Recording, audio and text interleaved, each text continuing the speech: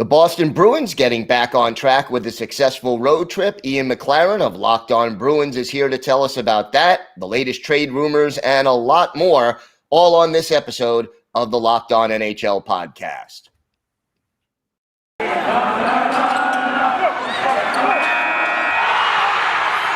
You're Locked On NHL, your daily podcast on the National Hockey League. Part of the Locked On Podcast Network, your team every day.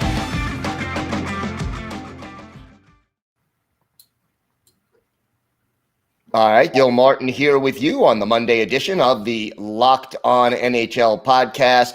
So happy you could join us today, and welcoming right now onto the show, Ian McLaren, the host of Locked On Boston Bruins. Ian, so glad to have you with us today. Thanks for having me on, Gil. How are you doing? I'm doing well. You? I'm doing all right. Yeah. Well, 2 out of 3 on the road. Maybe a little bit better than we both expected. What are the Bruins doing so well that they're back on track during this road trip? Yeah, they had a 3-game road trip out to Western Canada. I was kind of expecting them to come back with maybe 3 out of those 6 points. They ended up with 5 of them after beating Edmonton and Calgary, picking up a point against the Canucks, who should have been on paper the easier opponent to beat there. One key for them has really been goaltending. Linus Ullmark, free agent signee back in the offseason. He got off to a bit of a rough start with the Boston Bruins, which for me was pretty understandable. He's coming over from the Buffalo Sabres, new city, new system. Moving in a pandemic even is stressful, I'm sure, for anyone. And over the last 2 games against Edmonton and Calgary, both very talented offensive teams, he stopped 81 of 85 shots, and he only allowed 1 goal on at even strength, rather. So just an amazing performance for him against those 2 Alberta teams. They were uncharacteristically outshot in those 2 games.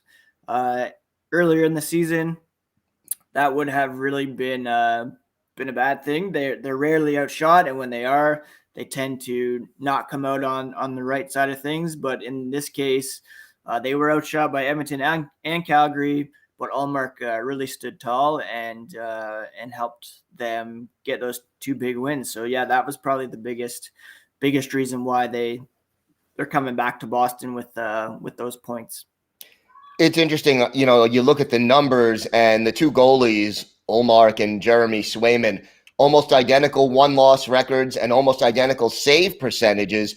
What does that say about the defense the team is playing in front of the goaltenders? Yeah, I mean, Bruce Cassidy and Joe Sacco, who's been filling in for the head coach while he's been on COVID protocols, they're really big on team defense. That's obviously an example that's set by Brad Marchand and Patrice Bergeron on the top line. There are a couple new faces on the blue line, especially Derek Forbort, who was signed in the offseason as well. So again, both of those goalies, their numbers have improved steadily over the last couple weeks as new faces are getting more used to the system. And, Boston's system is set up to help the goaltenders succeed. We've seen that in the past with Tuukka Rask over the last decade or so. Obviously, there's a bit of a drop off because he is an all-world goalie, but those guys have stepped in, and yeah, they've been supported by not only the Bruins' top 6 blue liners, but also the forwards, who are really encouraged, or maybe not encouraged, but directed to come back into the defensive zone and give them a hand as well. So it's kind of all hands on deck defensively for the Boston Bruins, and that's really been to their credit over the last few years under Bruce Cassidy. It's definitely working for them. One thing going on right now in Boston, trade request made by Jake DeBrusk. Why don't you talk about that? Where do you think he might go? What can they get in return for him? Or will they even honor that trade request? I mean, yeah, it's been almost 2 weeks now that trade request was made public. It's not something that Don Sweeney is rushing to do per se. He has said that he will accommodate it, but he's not going to rush and just take the first deal that comes along. He wants it to be the best deal for the team. They were without Brad Marchand for a few games due to suspension, so they couldn't afford to not have DeBrusk in the lineup on the left side. They've had some other non-COVID illness-related issues through the lineup, so they've really kind of needed him over these past handful of games, and it's kind of worked out for him as well because he, although he's still playing on the third and fourth lines, he's found the back of the net over the last couple of games or in recent games and kind of reminded potential suitors of what he's capable of. So, yeah, I mean, I've been refreshing my Twitter feed all the time, expecting a deal to come down. As to where he goes, I mean, that's the $1 million question right now. There's talk of possibly sending him out to San Jose. They do still need some help down the middle, and Thomas Hertl is really coveted by the Bruins. I don't know if it would have to be obviously more than Jake DeBrusk going the other way to make that happen. Dylan Strome in Chicago has been a healthy scratch. He could possibly help. That's one guy that I've really been high on, wanting them to take a look at. But as of right now, yeah, it's anybody's guess as to where and when Jake DeBrusk will eventually be traded. Talk to me a little bit about Charlie Coyle. He's not the kind of guy who makes headlines a lot of the time, but he's so steady. And, here he is all of a sudden, fifth on the team in points, 7 goals. What makes his game so valuable to this team? Yeah, I mean, well, first of all, it's health. Last season, his game dropped off very noticeably because he was dealing with a knee issue that was rectified in the offseason. So he's coming in pretty fresh. And there was a lot of concern, obviously, with the Boston Bruins losing David Krejci, who was going to fill in second line center. The obvious choice was Charlie Coyle. He just plays a pretty simple game, north-south, trying to create opportunities for himself when possible, or for his line mates when possible as well. He really has a lot of chemistry with Craig Smith on the right side. Hasn't clicked as well with Taylor Hall at the moment. Hall, I believe,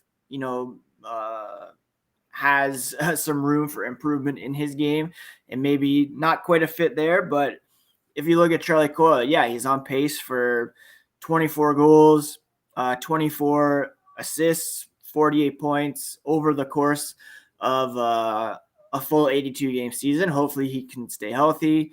That would be a career high in goals for him, and one of his more productive seasons offensively as a whole. So, yeah, he's keeping it simple. And for all the questions about how he would fill in for Krejci, obviously he's not David Krejci. He's not at that level.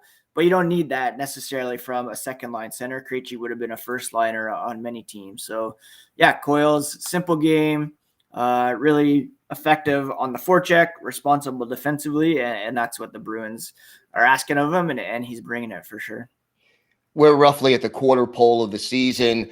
What do the Bruins need for the last 3 quarters of this year to solidify a playoff berth and maybe even chase the top contenders in this division? Yeah, I'm not sure if the last part's really possible. I mean, Florida, Tampa, Toronto are all formidable teams. Toronto may come back to earth a little bit with Mitch Marner now on LTIR, but the Bruins so far this season, if you look at their underlying numbers, they've been, out shooting the opposition regularly, out attempting the opposition, more high danger chances. The one area where they've been struggling is scoring at 5-on-5. Last I checked, their shooting percentage was 32nd in the NHL out of 32 teams, obviously, at 5-on-5. So if they can, like they did in Calgary on Saturday night, they were outshot, but They took advantage of their opportunities, scored a few at even strength, and the puck was bouncing their way. And the way things have been trending for them, that's going to happen more often than not if they keep playing their game, and hopefully the puck can actually go in the net, as their underlying numbers suggest it should be doing more regularly. All right, Ian, why don't you tell our listeners and viewers where they could find your podcast and where they could find you on social media? Yeah, so the Locked On Boston Bruins podcast, you can find that anywhere you get podcasts, as well as on YouTube. So just search that up on your app and subscribe. And you can find me at Ian C. McLaren on Twitter, and the podcast is at Locked NHL Bruins. All right. Ian, thank you so much for joining us today. Yeah, thanks for having me, Gil. Take care. Right.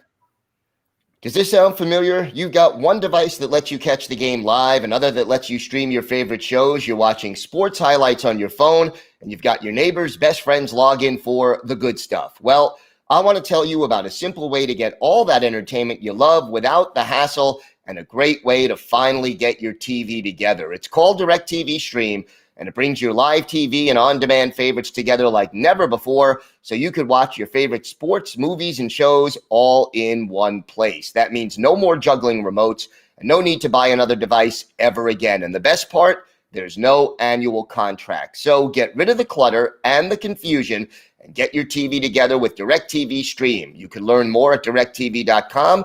That's directtv.com. Compatible device required. Content varies by package.